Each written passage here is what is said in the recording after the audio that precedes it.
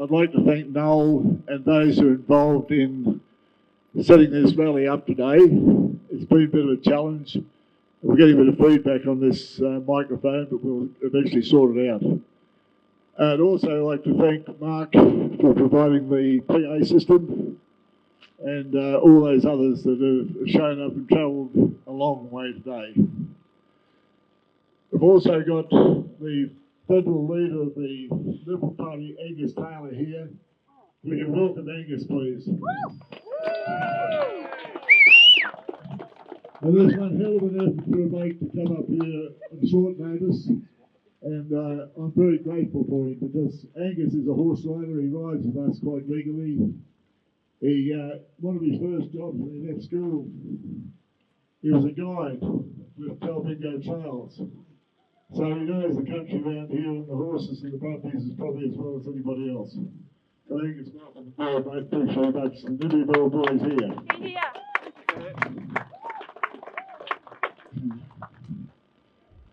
I'd just like to say a few words if I can, and you'll have to bear with me. I've got to cook back. And I'm having a bit of trouble with my legs and things. I had to bust off a horse, believe it or not. And I'm a proud Australian. And all of you that are standing here are proud Australians. And the reason we're here is that we're underfed. Our lifestyle, something we love and cherish, the Australian style of Brumby is underfed. That's why we're here. And we're proud Australians because we're constantly told that we don't look after the environment, we don't look after the Aboriginals, we don't look after the poor people, and we're a wasted lot. We're constantly put down by political leaders and others, and particularly the media. We are a good country. We deserve to be proud of what we've achieved. Look around you, look at the roads, look at the health system, look at the Snowy Mountain scheme, look at what we've achieved in the cities, in the country areas, the productivity in this country in 200 years. We've got a lot to be proud of. Don't be ashamed and don't be put down by the media or anybody else. And in regards to this issue of the Brumbies, let me say this. Australia was founded on the back of a horse. It was our means of transport. It was our recreation. It was the way that the district nurse would go and deliver babies in the bush.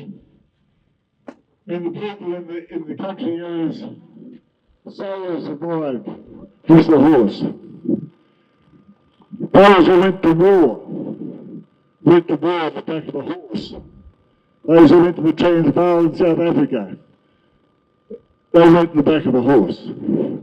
Those who went to the Middle East on the horse shipped out of Albany, the whalers, the Brumbies, they went to war on the back of a horse.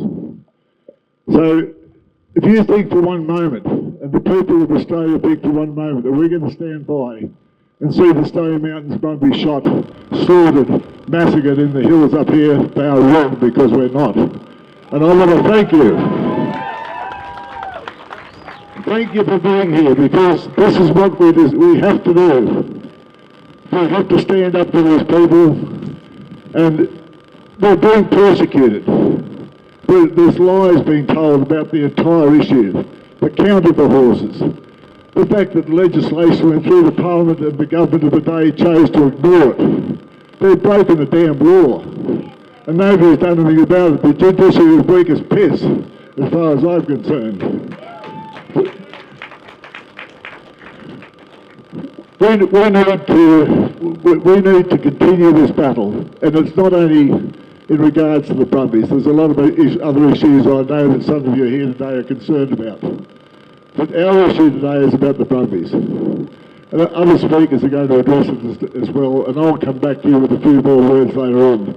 But Lisa Cornwall, who's going to speak in a moment, has been fighting this issue for many years. And those of us who are involved in attempting to retain the grazing in the high country in the early 70s, the 60s and 70s, fought this same battle against the same people. And we're fighting again. Lisa's one of them. Lisa does a lot of research. She's been a staunch advocate for the Brumbies, staunch advocate for the mountain people. I would like to introduce you to Lisa Cole.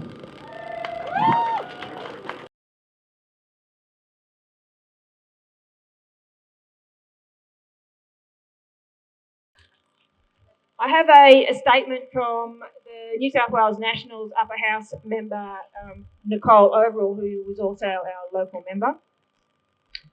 And she's a great advocate for the Brumbies, and she's actually a historian as well.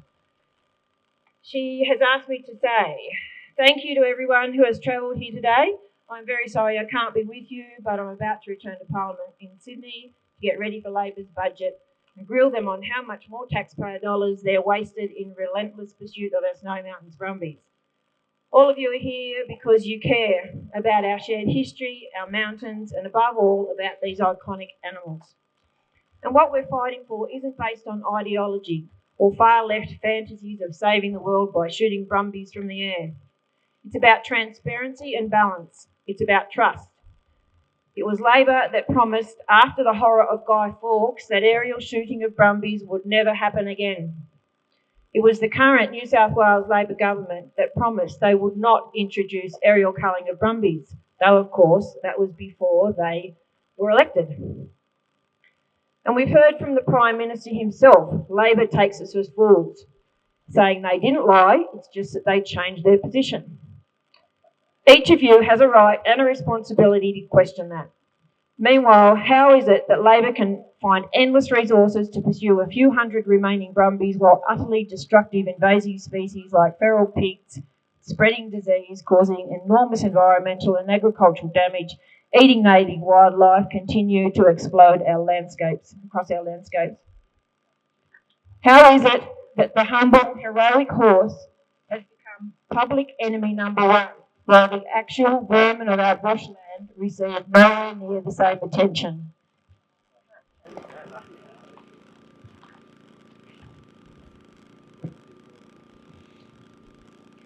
Instead, this Labor government has shut people out, horsemen and women, families, volunteers and Australians everywhere. Labor has dismissed legitimate concerns and doubled down on policy that is dividing communities and causing distress right across the country and the world. What disappoints so many of us is not just the policy itself, but the refusal to listen. Because there are people willing to help, do more, offer humane solutions in managing Brumbies numbers, but let's not forget, compassion requires effort. Consultation requires humility, and keeping promises requires integrity. The Snowy Mountains Brumbies are part of our high country story. Even more than that, they are part of our Australian story, linked to our heritage, our folklore, and our very identity. Once they're gone forever. And this is despite the Minister for Environment telling me in Parliament twice that she didn't want to see them all killed. Fire the liar. That simply does not seem to be the case. These animals are more than numbers on a spreadsheet, numbers that Labor needs to invent as they go along, that's clear. It's where the promises can be broken and communities silenced without consequence. You are all here showing your... Sorry, it's getting wet. You are all here showing you will be heard, that our heritage and our story does matter. And I will continue to stand by you in making sure you are heard and seen, that the balance and common sense prevail, because compassion does matter, keeping your word does matter. Go well, stand united and make a difference. Nicole Overall.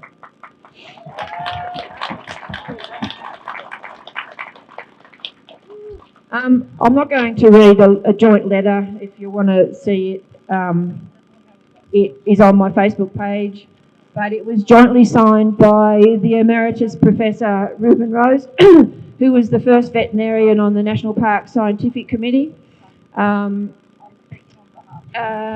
Also signed by Dr. Dave Berman, the wildlife ecologist, who was the chair on the National Park Scientific Committee, and also the chair of the Community Advisory Committee, and myself, plus several other local groups, including the Narragansett and the Back to the Bush Indigenous groups, plus of course all these Brumby groups.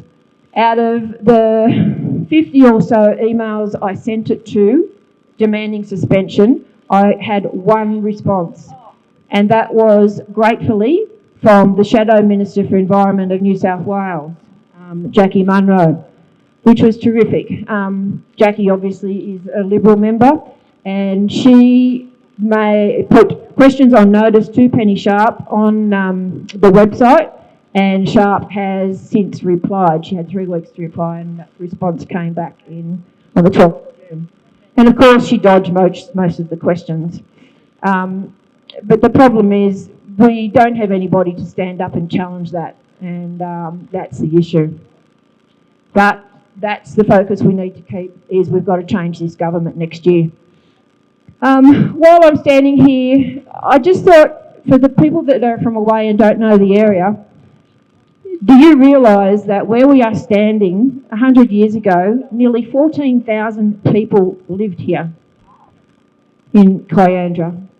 In 1860, on the parish plan, just over the hill here, is called Wild Horse Plain, which was dedicated to wild horses in 1860. So it's not like they didn't exist. From this area right down to Lobbs's Hole, 20,000 acres was a private horse stud. It was owned by Frank Denison Brown, who was the Singer sewing machine man back in 100 years ago. It was pretty innovative technology. And he had this horse stud with about 6 or 8 different stallions. They were all cob stallions, which means that they were for saddle and harness back in those days. Of course, horses were in demand. They were very well renowned. He went bankrupt before the First World War, and most of his horses were taken, but I know that they didn't retrieve about 120 of them, which would have been one of the first lot of Brumbies in this area. And when you see some of the horses that were from, particularly over there in that area up to Selwyn, like Paleface and now Poster Boy, some of them have still got the traits of those cob horses. There's actually photos of them. You can see the same horses. But anyway, people need to be aware that this is not alpine country and fragile ecosystems. That hill over there it's all gold diggings all around the place, and that's what's so frustrating to me, that they keep telling us that we're destroying the fragile ecosystems of alpine. We're about 1,500 metres here. True alpine doesn't even start until 1,800 metres. So they're the arguments that we need to go back and forth with these people. Anyway, I think that's all I have to offer. Thank you so much for coming on such a beautiful sunny day, and stay warm and keep fighting.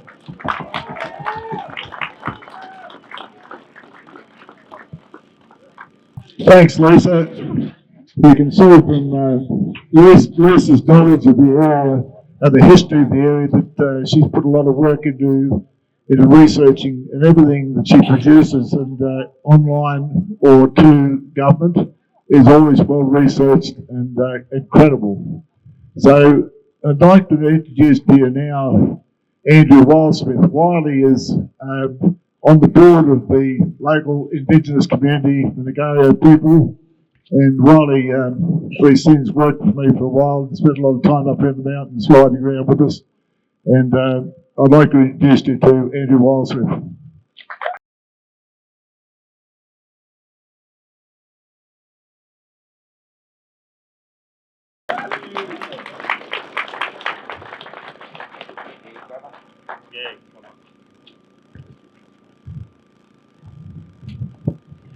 Thanks for coming, everyone. This is one of my relatives, Greg Wildsmith. We're both Narragansett. Yeah, righto. So, we're TOs and custodians of the land. We don't agree with what the government is doing now. So, the government needs to back off. The horses were brought into this country, and they've now become part of our songlines, part of our culture, part of our heritage. At this stage, I'm currently in sorry business because our country's being decimated for money. And this can't continue to happen. We've tried to open the door to get Penny Sharp and Chris Minns to come and speak to us about proper management. We see you as the Narrego, as stakeholders, as caretakers, and our friends. We're going to keep going to the politicians until they come. Penny Sharp told us that we had to follow the science. Well, the science is absolute rubbish. A scientific fact, which was stated by Professor Don Driscoll, that horses have litters. Wow. And obviously, colts and stallions have foals and can get pregnant and everything as well. I want to own those colts and stallions because they'll make a lot of money. So, we've sent emails to Chris Minns, Penny Sharp, the government, and everyone, Snowy Hydro, the whole lot. But we've never received an email back. I personally sent one to Chris Minns here a couple of weeks ago, and he won't come and talk to me because I'm not a voting constituent of Cogra. So I'm calling today that a Royal Commission gets brought in to investigate Penny Sharp and Chris Minns. And with the lies and the deceit that they've brought, they need to be prosecuted for their actions and their behaviour because it's offensive, it's antagonistic, and it's piss weak. And we're not going to sit back and take it anymore. So thank you very much for coming.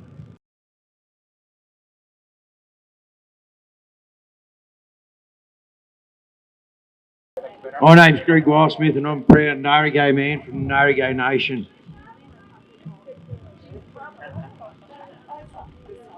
My grandfather was born here, so we are native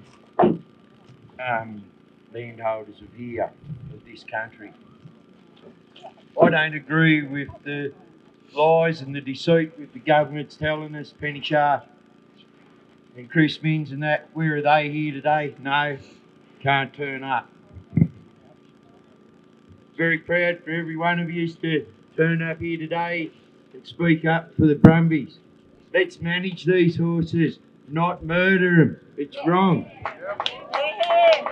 They were good enough to carry our ancestors to war.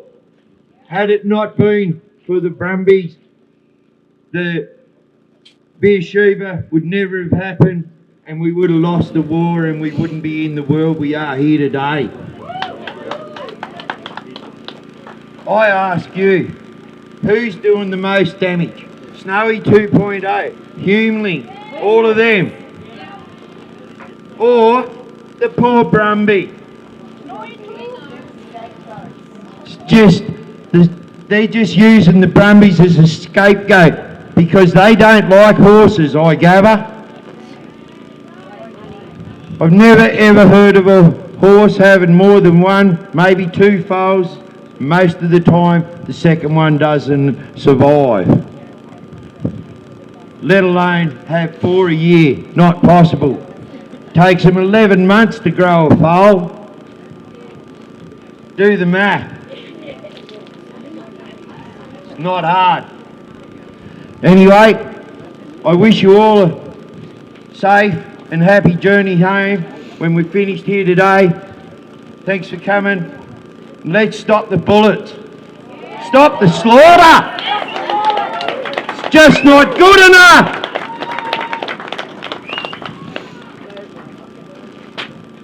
Thank you. Let's do it all right. Make it peaceful. Make the politicians listen. Let's get all of you Wagga folk, get down there. Bang on Joe McGurr's door.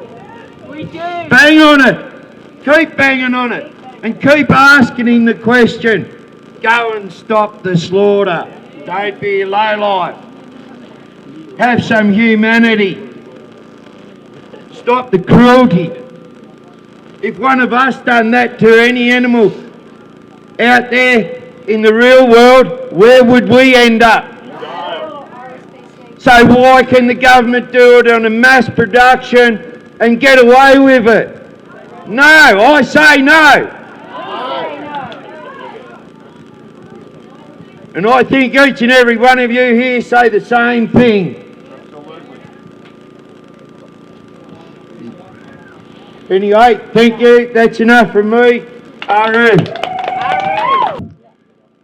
We've got, there's been a number of activists who've been putting an enormous amount of work over the recent years campaigning against the Brumby cull, particularly the shooting of the horses, the aerial shooting. And we're going to ask them to come up one by one and offer their thoughts. And I'd start with Brumby Bell, please.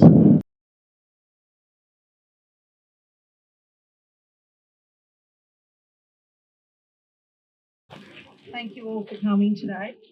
Am I on? Can you hear me?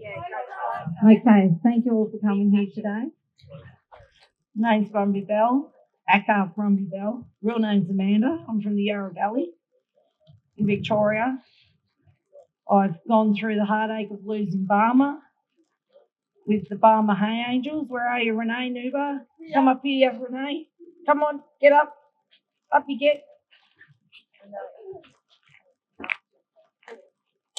As well as beautiful friend Gabrielle Black to my right.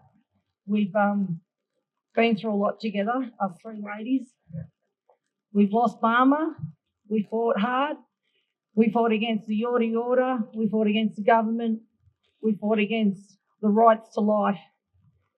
And I can tell you, we've come up here to the Snowy Mountains to do the same thing. We've got nothing to lose but the life that exists here that we all love, and that's the Brumby. We are rehomers, me and Gabby Black and beautiful Andrew Boots behind me. He's on board with us. He's a great bloke. He helps out every day with the Brumbies on the sanctuary at Cooma. And unfortunately, Marette Rose couldn't be here today. She's a lovely old lady. She's a lady from the Snowy Mountains, and as she calls it, the Monero. Not the Monaro, the Monero. Great Marette's words. And she's 100% Snowy Mountain woman, and she's 6th generation, and she's left the legacy of her property to the Brumbies of the Snowy Mountains. And I love the lady because she's incredible. Yeah. And she's given the Brumbies a home and saved their lives. I know a lot of people don't like the Brumbies to leave this place, but I'm sorry, they're not wanted here. They're not welcome here. And many years this has been going on, and we've been right behind it. Many years the Brumbies out here have been either sent to the knackery or shot, culled, killed, disrespected. And I love them. I love all the Brumbies around Australia, as a matter of fact. And I support all of them, and I support all the people that support them. And I don't know what else to say, really. It's the truth. It's from my heart. And I just respect every one of you for being here and keeping your heads together and no shit. Because I'm really over the bullshit that goes on. I've copped shit. We've all copped shit. And, you know, it doesn't help the Brumbies at the end of the day. And it doesn't help all of us. So, you know, we've just got to get on with it and just keep trying to save these horses and give them the right to life. Anyway, I'll pass the mic over to Gabby. Thanks, Amanda. Okay, hi everybody, thanks for coming. Go ahead. What I want to say is that's the first time the three Rehomas in New South Wales working closely together, and we Embargo Source and Roseward Hill Brumby Rescue Dottie can't be here today, but Jenny is here. So since we're working together, we tried also put pressure on parks, and we're trying to get many Brumbies out as possible. So the last we got out was 3 stallions, and they own, between the 3 Orihomas, they own us 90 Brumbies they couldn't trap. So if there's 16,000, whatever, or like 500 more, or it shouldn't be a problem to trap them for us, that we could get them to safety. So the numbers are definitely not right. So at the moment they stopped trapping, so we've been promised like 24 Brumbies in Puma at the mountain sanctuary, which we didn't receive, and we've been ready for them. So that's something proof that can't be 16,000 Brumbies in there. So good, so many groups, and we're all standing together. That is one of the main things that we've got to do. Doesn't matter if a few people have differences, it's not about us, it's for the Brumbies. You look around, if the numbers were true, there'd be more Brumbies around us than there are people here. Where are they? And, you know, they're dead, they're gone. Not quite, but they're on their way. And we've got to stand together, work together, do what we can. You know, everyone's got their role to play. We're rehomers, as Gabby and Belle have said, we're from Cooma. We take in what we can. We work with parks as much as we can, but they've got to want to work with us. This season, trapping was slow. We had weeks in between when we had houses ready to take them. As soon as the heat picked up, all the pressure, people like you sending emails, giving them calls and letting them know, the Brumbies started walking into the traps. We'd been told the whole season the Brumbies just won't go in. We don't believe that. We don't believe it at all. We've got our hands up, we want to work with parks, we want to save what we can. We know their future is not good out here, but we've just got to get them out, and we've got to do what we can. The government have got to stop just going in with the choppers, culling them all, burning the fuel, leaving them to die slowly. They've got to start working with people. People like us, people like you. If they stopped wasting all this money, we could do it. We could get so much more out. We need funding. We wouldn't be able to save next to any if it wasn't from supporters like you. They can do that. They'd still save money. That's my biggest point. Exactly. Take it off Invasive Species Council and the Brumbies have got a chance. Yes.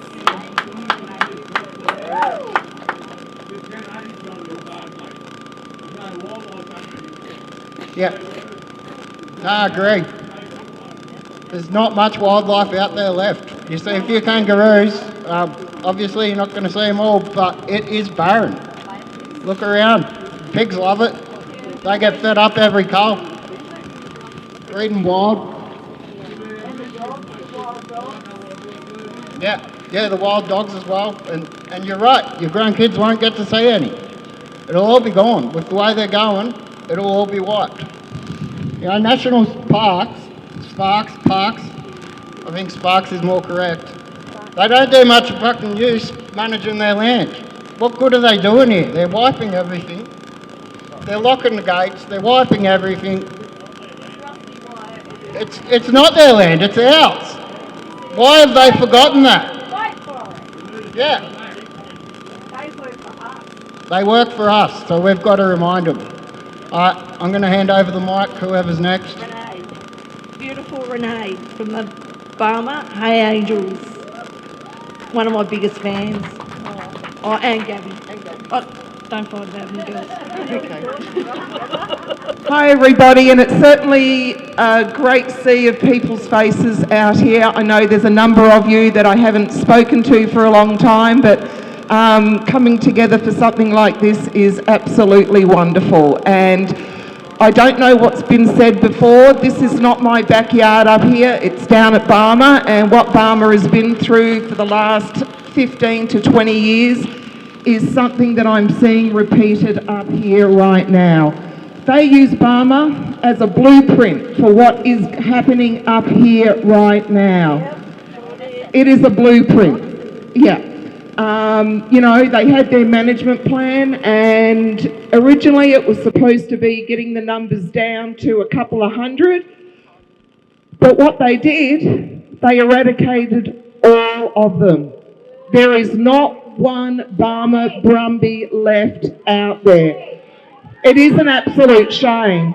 Now, I never thought that day would come. I had been camping out there in the Barmer with my family. My girls were 2 and 3 years old, and the only way I could convince them to go camping was that they would see some Brumbies. Well, for 15 years, my girls continued camping with my husband and I because of the Brumbies out in the Barmer. But sure enough, there's none left. They did what they said they were going to do, eradicate. Now, I don't use that word very lightly because it's already happened. And what I'm seeing up here, I was actually shocked driving up through the back of 3 Mile Dam, Selwyn, coming here. It's dead. It is dead. There is hardly any life out there, no wildlife on the roads, no Brumby poo anywhere that I could normally see.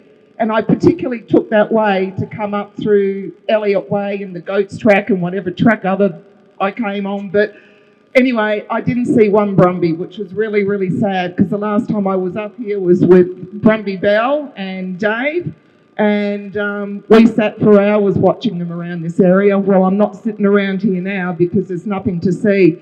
So if I can only have one message to everybody out there, they've done it in Barmer, they're going to do it here. So get going on all your connections, networks, media, whatever it is you can do to raise awareness, get onto it now, because the plan was 4 years, they did it in 3 years down at Barmer. Now, I've got some friends that are in parks down there that are really good rangers.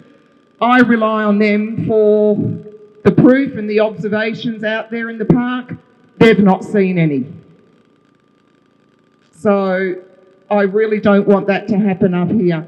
I want to thank the opportunity just to have a little bit of a chat and just talk about the blueprint that the government has already done and proven that it works. Don't let it happen up here, and I think you should all give yourselves a huge clap to getting yourself up here and showing support for the Brumbies. So on behalf of the Hay Angels, who have, by the way, assisted many sanctuaries, one of which is Mountain Brumby, down at Broadford and now up at Cooma. You know, I think over the last 8 years that we've been going, we have actually given nearly $48,000. $48,000 from average Joe Blow people that just give a shit about the Brumbies. And, you know, what's that? Yeah, and yeah, we fundraise to give back. And 100% of everything that we have done goes straight back to the sanctuaries. And I'm really proud to say that I'm a big part of that with Kay Moore and Lisa Williams, who have continually supported the whole issue. And on a parting note, I'll get off the mic. I did have another thing to say, but well, one thing that was very dear to us out at Barmer, there was one last pregnant mare in the Barmer forest. Now, her name is Granny, and I don't know if there's any Hay Angel followers out here that know of Granny. Yeah, we all know Granny? Okay, well, all of her mob got shot except Granny. She has survived the drought. She has survived the flooding. She has the shooting, the trapping. She is one smart girl. So we were able to get a neighbouring property on the Barmer National Park. We had some amazing help. I won't mention the gentleman's name in case I get him into trouble because he was a parks person. But he assisted us with giving us the traps. And over a 4-week period, we were able to get Granny into the private property and into the traps. And that's all because of Kay Moore, because she is just an absolute stellar person to have done that. The minute she said, Renee, Lisa, I've got her in the traps, we jumped in the car and we drove 3 hours up to Barmer. And to the credit from Colleen at VBA, that was the only person we could get to take that Brumby on. Now, she was heavily involved, and yes, there was a risk of something happening, but there was a bigger risk of her staying out in the park and getting shot. So we ended up getting Granny up into the float, and she foaled down a beautiful, beautiful little colt whose name is Phoenix. And that's the story of Granny. She is the last living pregnant mare that came out of the Barmer Forest, and the Hay Angels were able to do that. So if that's the legacy that we leave behind, that's freaking great. And I got one more story. You know, we're all about keeping mobs and families together. Seeing them split up is a sad thing, but we understand that there are those situations where that has to happen. And there's another famous Brumby called Scruffy. Who knows Scruffy? Yay! So anyway, Scruffy's family was trapped and billeted out to about 3 different locations, which really hurt. So over a period of nearly 2 years, we tracked down where all of Scruffy's family ended up. And we ended up buying, despite the fact that we'd given someone like nearly $10,000, we still had to buy the Brumbies back. But anyway, we got the money together privately, and Scruffy is now back with her mum, her dad, her sister, and her brother, all at one location. So, and I was only, well, I better get off, yeah, okay. But anyway, I just wanted to say there are good stories out there too, you know, and it's only because of people like you that can make those things happen. So I want to end on a positive note. Good things can happen when people work together. Thanks for the opportunity. Oh, Renee, you're a legend. Oh, is that being turned off? Oh, no, it's still on. I also want to thank Rosewood Hills Brumby Rescue. Robert Dodwell has actually saved the most Brumbies amongst all of us. He can't be here today. He's actually not well. He's in hospital. And on Robert's behalf, he'd also like to say, keep on saving the Brumbies, keep it real, go hard or go home. How many people have actually signed the petition? Yes. How many people have signed the petition?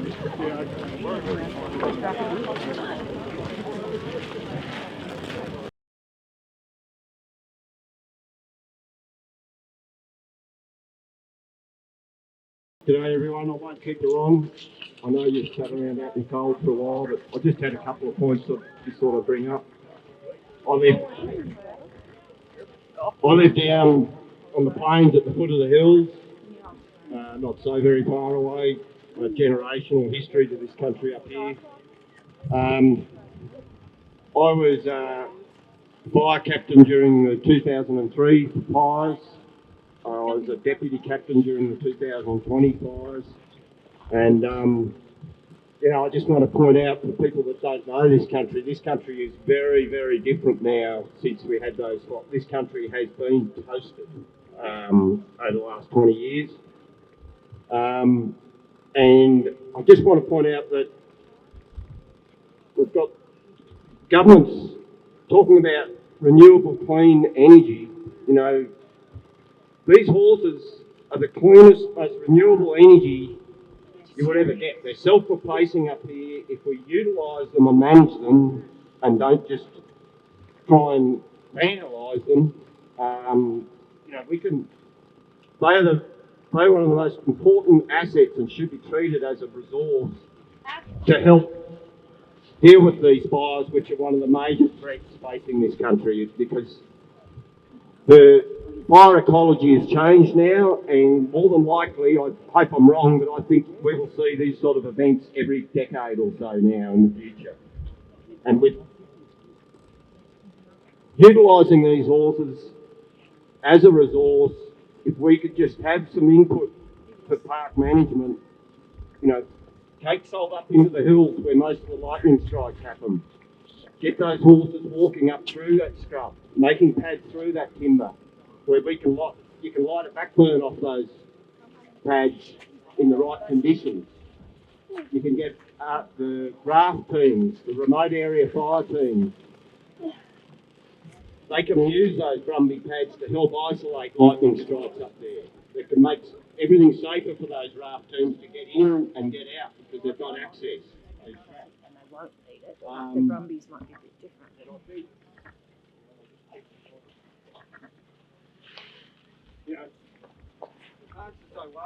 Mike? Yep, sorry. No. It's back on. The parks are so worried about the fragility of this landscape. I just think what a shame. What a shame they haven't put that $8.5 million that they put into the shooting horses into a disaffected youth program. Handling these horses, breaking these horses in with the right people overseeing them. Those horses. This national park could be the first in Australia to have self-replacing horses that are being used by park rangers to oversee this country instead of cruising around in $100,000 Land Cruisers, cutting tracks into this fragile country. Yes. Yep. And so anyway, I think that's just about me. The other thing I just want to mention is a bit of trivia, but the 308 cartridge that's being used on these horses, that was developed for shooting people. We'll have a look at the difference in kilos between people and horses. And, if you wanted to sneak over that hill and shoot a horse, and it was relaxed, well, you could shoot it no worries with a 308. You start chasing horses around where they're full of adrenaline, that is not a big enough calibre to be doing what they're trying to do, ethically. Anyway, thank you.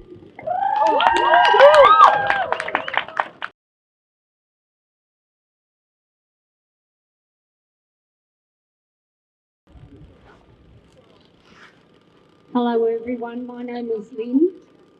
I've been coming up here for over 20 years camping, had some beautiful experiences with the Brumbies. I agree with that gentleman wholeheartedly. I've been a volunteer with the Fire Control Centre in Bega for 12 years. I know what fire does, what the damage does to the ecosystem as well. I also have worked with one of the top equine vets in Victoria before we moved up here, and I know damn well you put a bullet here direct and that takes that horse a good 10 minutes to bleed out, even if you hit spot on. Okay? I think it's cruel, I think it's disgusting, it's unethical. I don't know how Penny Sharp can sleep at night. She's evil, absolutely evil. I don't know how Chris Minns can sleep at night. Do they tell their children or their grandchildren that they supply the bullets that kills the silver Brumby? Do they? No, I bet they don't. I bet they don't. And yeah, makes my blood boil. I have donated to sanctuaries to move horses when need be. I hope it's beautiful to see all these people here today, and it's so nice to do our bit. And I think if we all stand united, and I mean united as a front, and front these people full on and let them know it is unacceptable. Absolutely unacceptable. Thank you so much for being here, every one of you. Thank you. Yes, sir. Peter.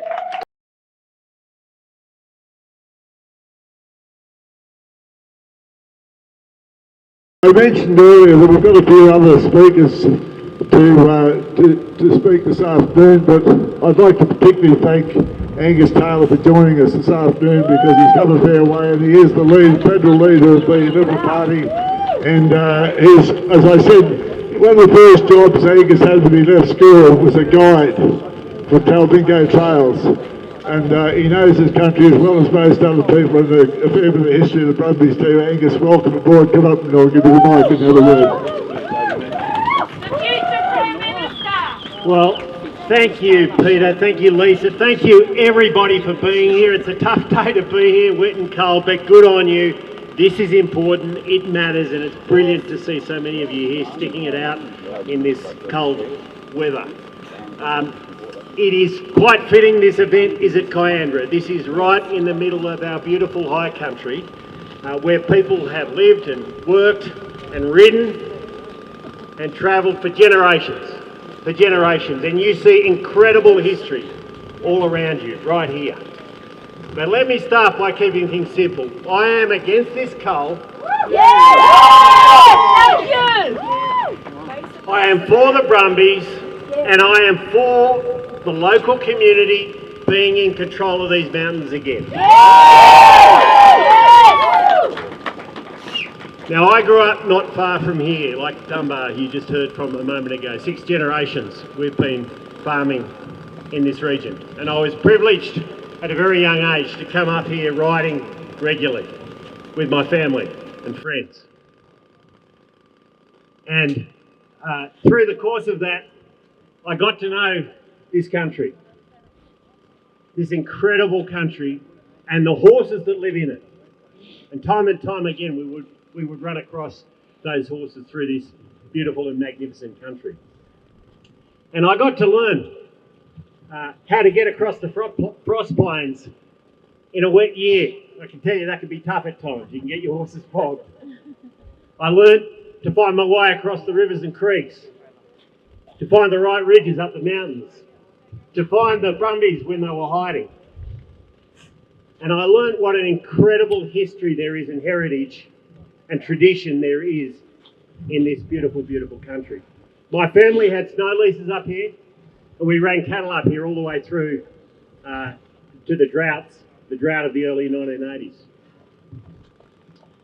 I got to learn at the hands of some incredible people who had been living and working up here for a long, long time. People like Snow Miners from Adaminaby.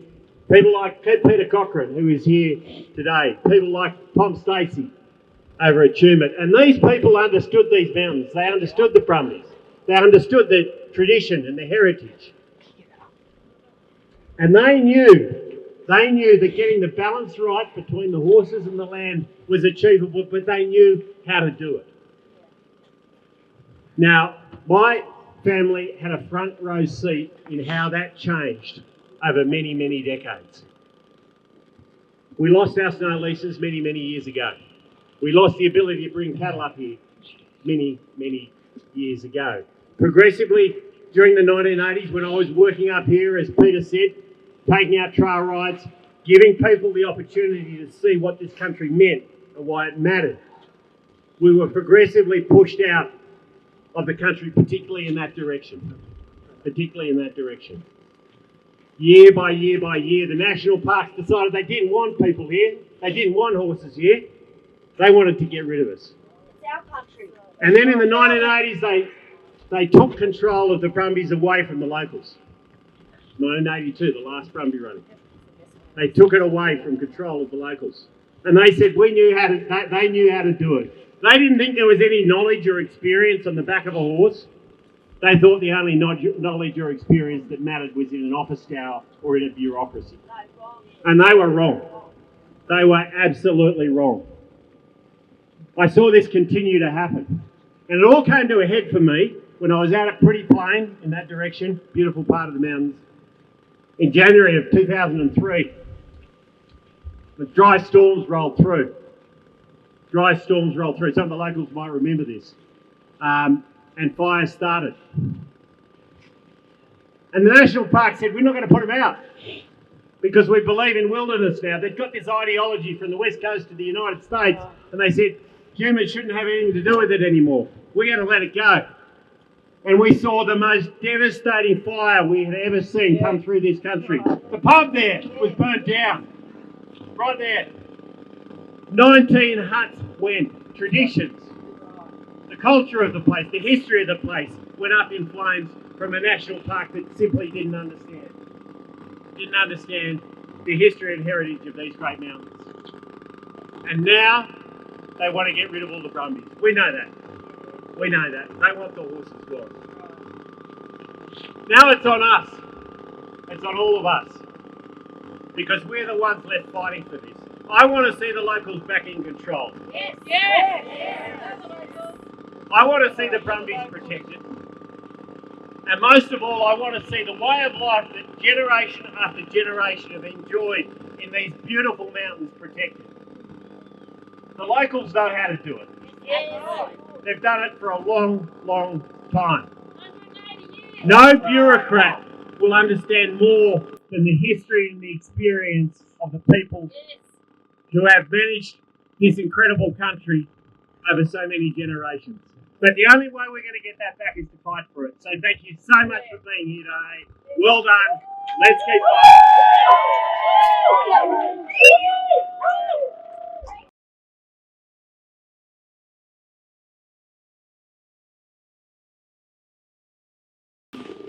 Hi everyone, I thought I would do a little speech from the young people's perspective. Okay. Good afternoon, my name is Madison, I'm 17 years old and I'm a local who's grown up surrounded by these mountains and the Brumbies that call them home. Today I stand here heartbroken. For many people, Brumbies are just a topic of a debate or a management issue or a number on a report. For me, they are living animals that I have watched run across these mountains my entire life. They are a part of the landscape and they are part of the community I call home. What hurts the most is feeling like their lives have been reduced to statistics. I keep hearing population figures that seem impossible to understand. Horses do not reproduce overnight, a mare can only carry one foal at a time, and that pregnancy lasts around 11 months. Even then, not every foal survives. Not everywhere breeds every year either. So I hear claims that populations have doubled in such short periods of time. I cannot help but ask, how are these numbers calculated, and how can ordinary Australians trust these decisions when they fully don't understand where the numbers have come from? Sorry, this is so cold. These questions deserve answers, and I'm not standing here because I hate anyone, I'm not standing here because I want conflict. I'm standing here because I care. I care about the foals that lose their mothers. I care about the families that have spent generations loving these horses. I care about the people in our community who are grieving as they watch something that they cherish disappear. Most of all, I care that means everything to you become a source of heartbreak. I ask those making the decisions to listen to the people who live here and answer the questions being asked, and to remember behind every statistic is a life. This is our home, and the Brumbies are a part of that story that have lived here for generations. I also want to say a few words on behalf of Journey to Live 9 to 5 Mum. She says that the fight does not end on June 30th at all, and we always need to keep fighting, and I hope that everyone has a wonderful rest of the day and warms up very soon.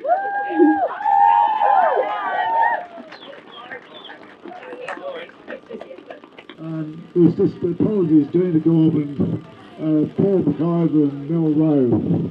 They're all great supporters of the Brumbies, offer their apologies as well.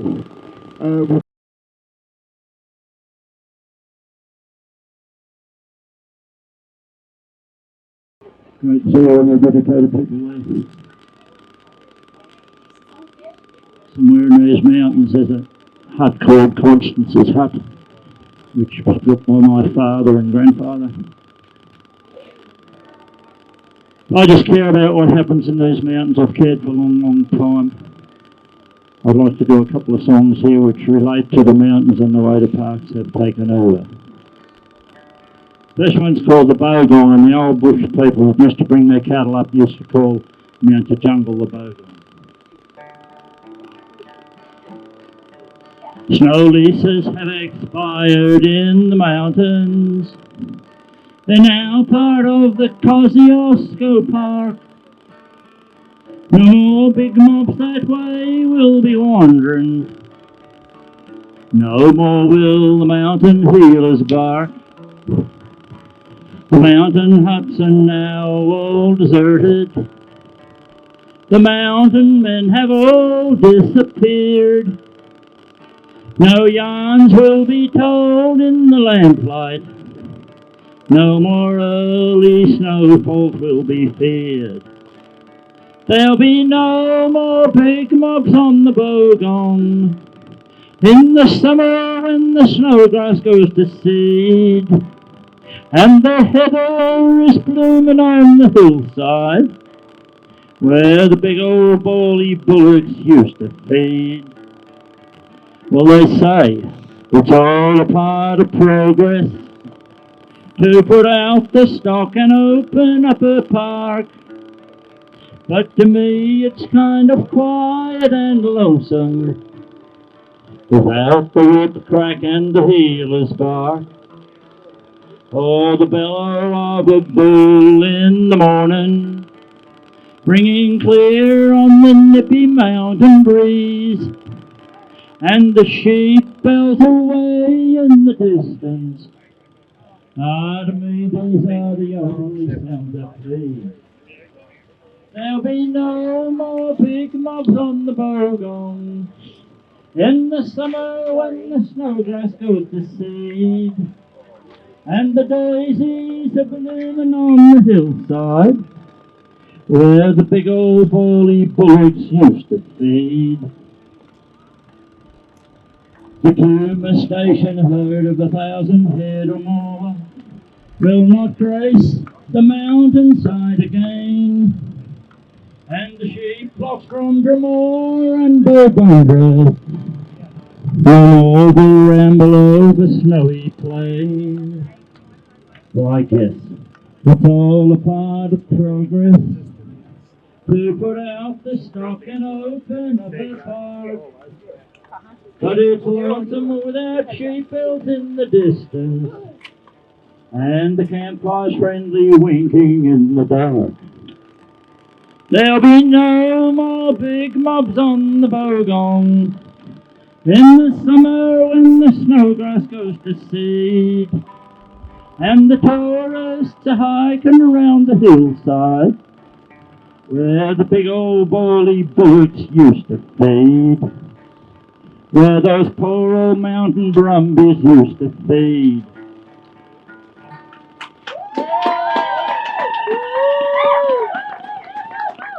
Okay, I wrote this one back in 2002, 2003 after the first big fires, and of course they were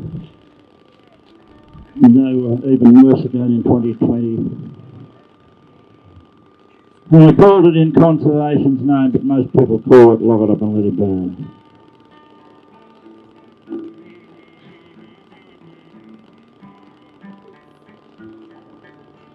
I mourn for the mountains of the snowy river range. I mourn for their stockmen forced out by winds of change. I mourn for their rugged crags now standing black and bare.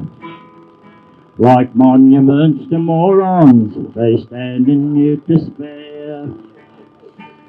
Lock it up and let it burn, don't let the cattle graze. Lock it up and let it burn when wildfires are ablaze. The conservation movement should hang their heads in shame. They lock it up and let it burn in conservation's name.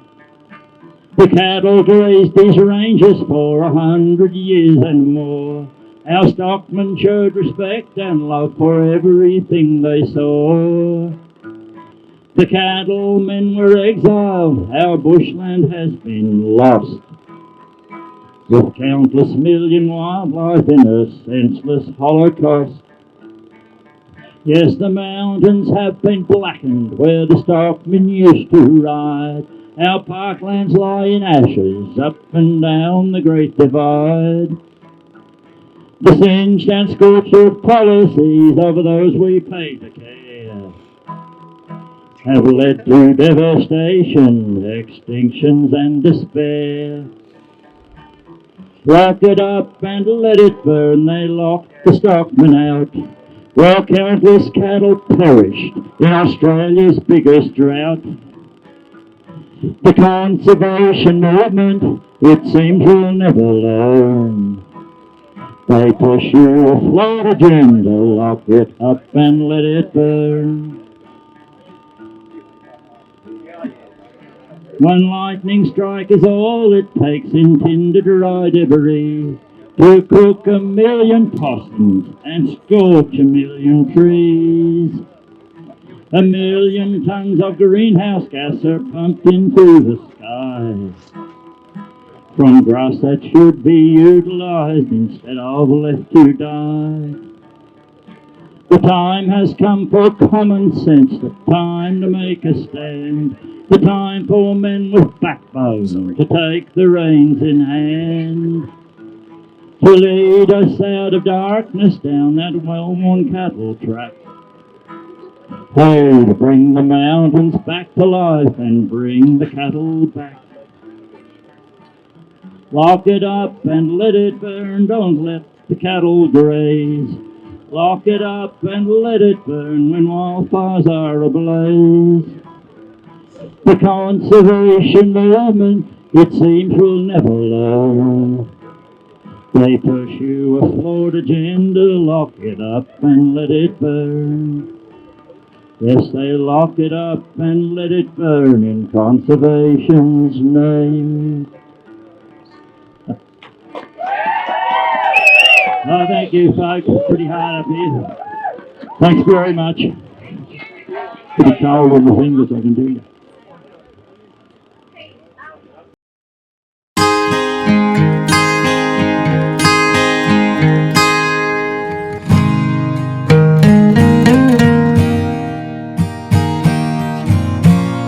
Thank you.